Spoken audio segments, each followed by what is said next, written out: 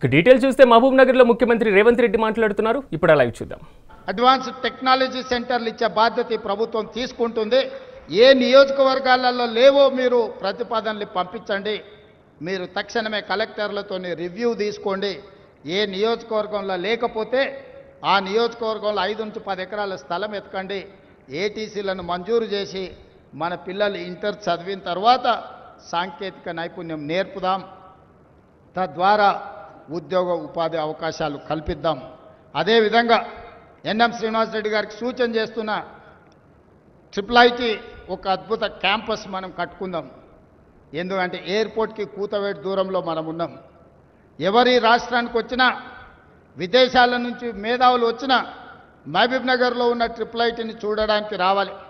ఒకప్పుడు మన పేదరికాన్ని, మన కరువును, మన వెనుకబాటుతనాన్ని వీటిని చూపించేదానికి ముఖ్యమంత్రులు పాలమూరు జిల్లాకు విదేశీయుల నుంచి పర్యాటకులను, ప్రెసిడెంట్లను తీసుకొచ్చేటోళ్ళు. టోనీ బ్లేయర్ వచ్చిండనంటే మన పేదరికం ఒక ఎగ్జిబిషన్ ఉండే. ఇతర దేశాల ప్రధానమంత్రులు, ఇతర దేశాల నుంచి బృందాలు వస్తే పాలమూరు కరువును, పాలమూరు పేదరికాన్ని చూపించడానికి ఆనాటి ముఖ్యమంత్రులు పాలమూరు జిల్లాకు తీసుకొచ్చేవాళ్ళు. ప్రతివాడు వచ్చి పాలమూరు జిల్లాను దత్తత తీసుకుంటా అని చెప్పేవాడు. నేను ఈరోజు యువమిత్రులందరినీ, వేదిక మీద ఉన్న శాసనసభ్యులందరినీ నేను అడుగుతున్నా, మనందరికీ ప్రజలు ఒక మంచి అవకాశం ఇచ్చారు. భవిష్యత్తులో మన పేదరికాన్ని, మన వెనుకబాటుతనాన్ని చూపించడానికి కాదు, మన అభివృద్ధిని, మన చదువును, మన విద్యా సంస్థల్ని, మన సాగునీటి ప్రాజెక్టులను చూపించడానికి విదేశీ నుంచి బృందాలు రావాలి పాలమూరు జిల్లాకు తప్ప మనల్ని పేదవాళ్ళుగా చూపించడానికి కాదు. ఇది మన గౌరవం కాదు. ఇది మనకేమాత్రం గౌరవం కాదు మిత్రులారా.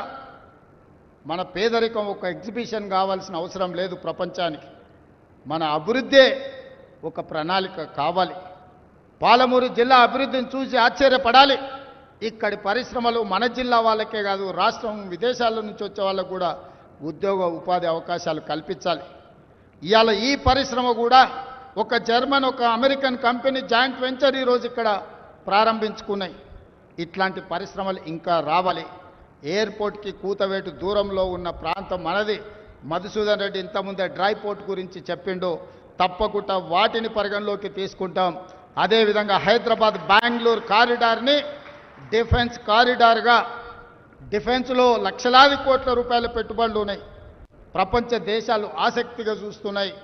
మనము మన ప్రణాళికని హైదరాబాద్ బెంగళూరు హైవేని ఒక డిఫెన్స్ కనెక్టింగ్ కారిడార్గా తీర్చిదిద్దుదాము. చదువుకున్న వాళ్ళు జిల్లాలో ఈరోజు ఎమ్మెల్యేలుగా మీరు ఎన్నికైనరు. డాక్టర్ చిన్నారెడ్డి కాదు, మధుసూదన్ రెడ్డి, పర్ణిక, ఎన్ఎం శ్రీనివాసరెడ్డి, ప్రతి శాసనసభ్యుడు, డాక్టరు, ఇంజనీరు, ప్రపంచం పట్ల అవగాహన ఉన్నవాళ్ళు ఈరోజు మన ప్రాంతంలో ప్రాతినిధ్యం వహిస్తున్నారు. అందుకే మీరు కూర్చోండి, అధికారులతో మాట్లాడండి. నేను అధికారులకు, ముఖ్యంగా కలెక్టర్లకు సూచన చేస్తున్నా, పరిశ్రమలు పెట్టాలంటే భూమి కావాలి.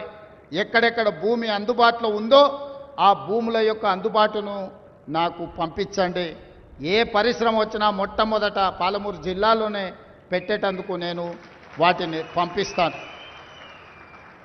కుర్చీలో కూర్చున్నది మీ వాడు, మీ సోదరుడు. ఏ వచ్చినా మొదటి ముద్ద పాలమూరు జిల్లాకే పెడతాను.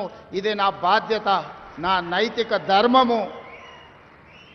అది చిన్నదా పెద్దదా కాదు, ఏదైనా మొదటి ముద్ద పాలమూరు బిడ్డలకు పెట్టాల్సిన బాధ్యత నా మీద ఉన్నది. ఎవరు ఏమనుకున్నా అన్ని పాలమూరు జిల్లాకే తీసుకెళ్తున్నాడని మా మంత్రివర్గంలో మిగతా మంత్రులు అనుకున్నా పర్వాలేదు, ఖచ్చితంగా మన జిల్లాకే తెచ్చుకుంటాం. ఇవాళ మనం ఉన్నాం కాబట్టే 2 మంత్రులు, చైర్మన్లు ఇవాళ స్పోర్ట్స్కి కానీ ఇతర వాటికి మన జిల్లా నుంచి పొలిటికల్ రిప్రజెంటేషన్ దక్కింది. అందుకే మిత్రులారా, ఈ మంచి అవకాశాన్ని సద్వినియోగం చేసుకుందాం.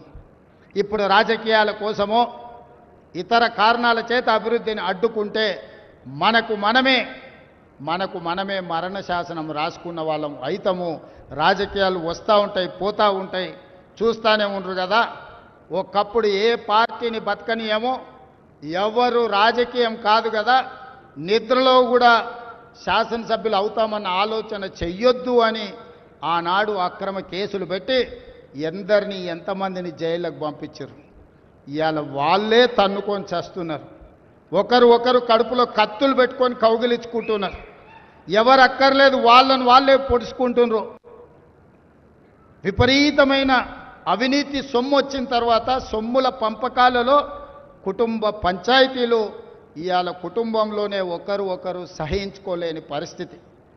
ఒకరి మీద ఒకరు యాసిడ్ దాడులు చేసుకోవాలని ఒకరిని ఇంకొకరు నవ్వుతూనే కడుపులో కత్తులు పెట్టుకొని కౌగిలించుకునే పరిస్థితులు ఈ రాష్ట్రంలో దాపురించినాయి. పాపం ఊరికే పోదు. పెద్దలు చెప్పిండ్రు, చేసుకున్న వాడికి చేసుకున్నంత మహానుభావ అని చెప్పిండ్రు. చేసిన పాపాలు ఎక్కడికి పోవు, ఖచ్చితంగా ఆ పాపాలు వెంటాడుతూనే ఉంటాయి. వాళ్ళు అనుభవించి తీరాల్సిందే. ఆయన వెనకాల ఈయన ఉన్నాడని, ఈయన వెనకాల ఆయన ఉన్నాడని.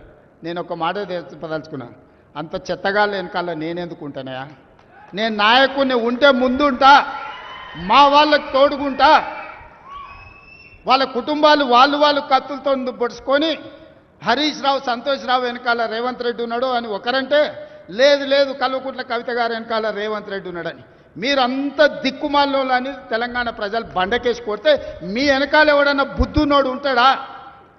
అన్నం తినవాడు ఎవడన్నా మీతోని ఉంటాడా? నేను ఉండేది పాలమూరు జిల్లా 4 కోట్ల తెలంగాణ ప్రజల వెనుక ఉంటా, తోడుంటా, వాళ్ళ కోసం పని చేస్తా. నాకంత సమయం లేదు ఇంత పనికిమాలతో కలిసి. లేకపోతే వాళ్ళ మీకు మీరే పంపకాలలో వచ్చిన పంచాయతీలు మీరే పొడుచుకుంటారు. మేము చూస్తే చాలు. జరుగుతున్న పరిణామాలు అందరికీ తెలుసు. దయచేసి మీ వివాదంలోకి మీ కుటుంబ పంచాయతీలనో మీ కుల పంచాయతీలనో మమ్మల్ని లాగకండి. మాకెలాంటి ఆసక్తి లేదు. మిమ్మల్ని ఎప్పుడో ప్రజలు తిరస్కరించిండ్రు. మీరు కాలం చెల్లిన 1000 రూపాయల నోటు లాంటోళ్ళు. కాలగర్భంలో కలిసిపోతుంది ఆ పార్టీ.